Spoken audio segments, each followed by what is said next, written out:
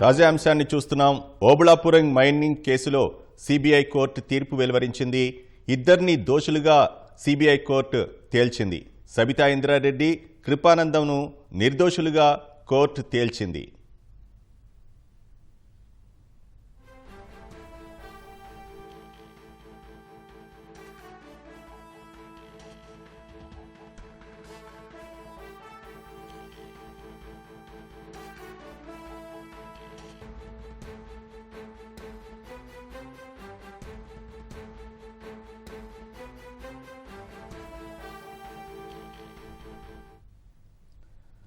Obulapuram mining కేసులో CBI court తీర్పు వెలువరించింది.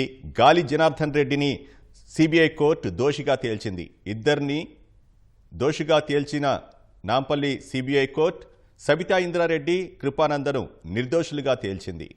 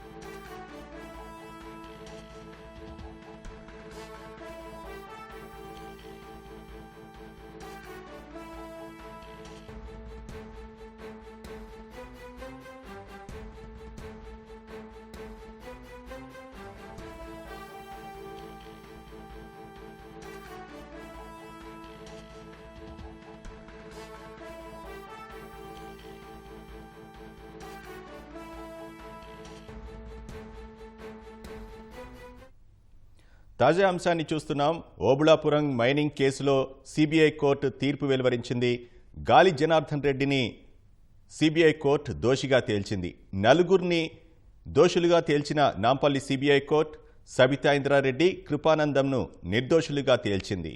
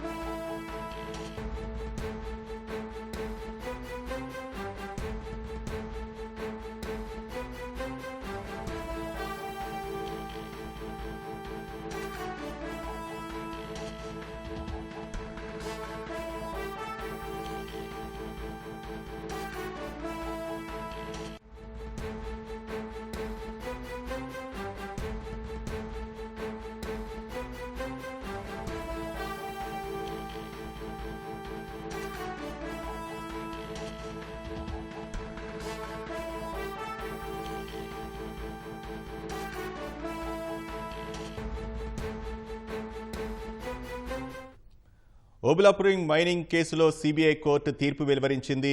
గాలి జనార్దన్ రెడ్డి, బివి శ్రీనివాస్ రెడ్డిని, విడి రాజగోపాల్, కె మఫజ్ అలీ ఖాన్ను దోషులుగా తేల్చింది. మరింత సమాచారం మా ప్రతినిధి నాగేశ్వరాచార్య అడిగి తెలుసుకుందాం. నాగేశ్వరాచారి, వివరాలేంటి?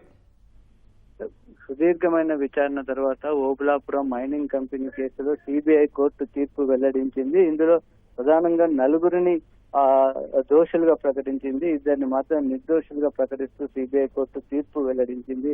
ఇందులో ప్రధాన నిందితులుగా ఉన్న గాలి జనార్దన్ రెడ్డి, ఆయన బహుమతి బిబి శ్రీనివాస్ రెడ్డి, వారి పిఏ అలీ ఖాన్, అదేవిధంగా గనుల శాఖ అప్పటి డైరెక్టర్ గా ఉన్న విడి రాజగోపాల్ ను దోషులుగా నిర్ధారిస్తూ సిబిఐ కోర్టు తీర్పు వెల్లడించింది. ఇదే కేసులో నిందితులుగా ఉన్న గనుల శాఖ అప్పటి మంత్రి సవితా ఇంద్రారెడ్డి, అదేవిధంగా పరిశ్రమల శాఖ అప్పటి ముఖ్య కార్యదర్శి విశ్రాంత ఐఏఎస్ అధికారి కృపానందం మాత్రం నిర్దోషులుగా నిర్ణయిస్తూ సిబిఐ కోర్టు తీర్పు వెల్లడించింది. వారికి సంబంధించి ఇందులో ముందడం 9 మందిని గతంలోనే దీనిలో పేర్కొన్నారు. అయితే అందులో ఆర్ లింగారెడ్డి అప్పటికి అంటే ఎఫ్ఐఆర్ నమోదు చేసే సమయానికే మరణించారు. ఆ తర్వాత సీనియర్ ఐఏఎస్ అధికారి శ్రీలక్ష్మి పైన కేసులు హైకోర్టు 2022లోనే కొట్టివేసింది. ఆ నేపథ్యంలో వీటిన్నిటిని విచారించిన తర్వాత ప్రధాన నిందితులుగా ఉన్న గాలి జనార్దన్ రెడ్డి వారందరినీ కూడా దోషులుగా ప్రకటించింది. సవితా ఇంద్రారెడ్డి అదేవిధంగా కృపానందన్ మాత్రం ఊరట లభించింది. వారందరూ వారికి సంబంధించి మిగతా కంపెనీని కూడా దీనికి సంబంధించి దోషిగా ప్రకటించి వారికి సంబంధించి అయితే ఇంకా శిక్షలు ఖరారు కావాల్సింది. సుదీర్ఘమైన విచారణ 2009లో దీనికి సంబంధించిన మొదట ఎఫ్ఐఆర్ నమోదైంది. ఆ తర్వాత హైకోర్టు స్టే, తెలంగాణ హైకోర్టులో స్టే రావడం, ఆ తర్వాత మళ్ళీ డివిజన్ బెంచ్ స్టే ఎత్తివేసింది. ఆ తర్వాత సుదీర్ఘమైన విచారణ, అనేక పిటిషన్లు హైకోర్టు, సుప్రీంకోర్టు, సిబిఐ కోర్టులో నిందితులు రకరకాల పిటిషన్లు వేయడం, వీటన్నిటి నేపథ్యంలో విచారణ సుదీర్ఘంగా జరిగింది. ఆ తర్వాత దర్యాప్తు క్రమంలోనే దాదాపు 5 ఏళ్లు దర్యాప్తు చేయడానికి 5 ఏళ్లు సమయం పట్టింది. 2009 నుంచి 2014 వరకు 4 ఛార్జ్ షీట్లను సిబిఐ దాఖలు చేసింది. ఆ తర్వాత అభియోగాల నమోదు, డిశ్చార్జ్ పిటిషన్లు, ఇలా సాంకేతిక పరంగా చట్టంలో ఉన్నటువంటి అనేక అంశాలు ఒకటి దాటుకుంటూ రావడానికి సుదీర్ఘంగా దాదాపు ఎఫ్ఐఆర్ నమోదు నుంచి చూస్తున్నట్లయితే దాదాపు 15 సంవత్సరాలు పట్టింది. మొత్తం పిటిషన్ అంటే ఛార్జ్ షీట్లను కోర్టు విచారణ స్వీకరించిన తర్వాత కూడా సుమారు 13 సంవత్సరాలు పట్టింది. గతంలో ఒక సందర్భంలో సుప్రీంకోర్టుకు గాలి జనార్దన్ రెడ్డి వెళ్ళినప్పుడు అసలు ఈ కేసు ఎందుకు ఇంత జాప్యం జరుగుతుంది, ఇంత సుదీర్ఘమైన ఇంత తీవ్రమైన అభియోగాలు ఉన్న కేసుల్లో కూడా ఇంత సుదీర్ఘంగా దశాబ్దాల పాటు జరిగితే ఏ విధంగా అని గతంలో సుప్రీంకోర్టు ఒక ఆశ్చర్యాన్ని వ్యక్తం చేసిన నేపథ్యంలో సుప్రీంకోర్టు ఒక టైం లైన్ విధించింది. ఈ నెల 10వ తేదీ నాటికి ఈ కేసును పూర్తిగా తేల్చాల్సిందేనని సిబిఐ కోర్టుకు స్పష్టం చేసిన నేపథ్యంలో విచారణ వేగంగా జరిగింది. రోజువారీ విచారణ జరిపారు. దాదాపు 217 మంది సాక్షులను విచారణ జరిపారు. అటు కోర్టు వారందరికి సంబంధించిన వాంగ్మూలాన్ని నమోదు చేసింది. ప్రాసిక్యూషన్ విచారణ జరిగింది. అదేవిధంగా నిందితుల తరపు క్రాస్ ఎగ్జామినేషన్ కూడా జరిగింది. ఆ తర్వాత దాదాపు 3370 డాక్యుమెంట్లను కూడా పరిగణలోకి తీసుకున్నారు. వాటన్నిటిని పరిగణలోకి తీసుకున్న తర్వాత ఇందులో ప్రధానంగా ఉన్నటువంటి 6 వ్యక్తులకు సంబంధించి నిందితులుగా 6 వ్యక్తులు ఉన్నారు. అందులో 2 నిర్దోషులుగా, ఆ తర్వాత మిగతా 4 మాత్రం దోషులుగా ప్రకటించింది. సవితా ఇంద్రారెడ్డి, కృపానందం పాత్ర పైన మొదటి నుంచి కూడా కొంత అయోమయంగానే ఉంది. మొదట ఛార్జ్ షీట్ వేసినప్పుడు సవితా ఇంద్రారెడ్డి ఈ కేసులో సాక్షిగా మాత్రమే పేర్కొన్నారు. ఆ తర్వాత విచారణ జరుగుతున్న క్రమంలో 2011లో వేసిన మొదటి ఛార్జ్ షీట్ లో సవితా ఇంద్రారెడ్డి, కృపానందం సాక్షులుగా ఉన్నారు. వారికి ఆ తర్వాత అయితే అప్పటికి శ్రీలక్ష్మిని నిందితురాలుగా పేర్కొన్నారు. శ్రీలక్ష్మిని అరెస్ట్ చేశారు. కానీ ఆ సవితా ఇంద్రారెడ్డి మాత్రం సాక్షిగానే మొదటి ఛార్జ్ షీట్ లో కూడా పేర్కొనడం జరిగింది. ఆ తర్వాత జరిగిన క్రమంలో చివరికి వేసినటువంటి 2014లో ఛార్జ్ షీట్ లో మాత్రం వారిద్దరు కూడా నిందితులేనని సిబిఐ పేర్కొంది.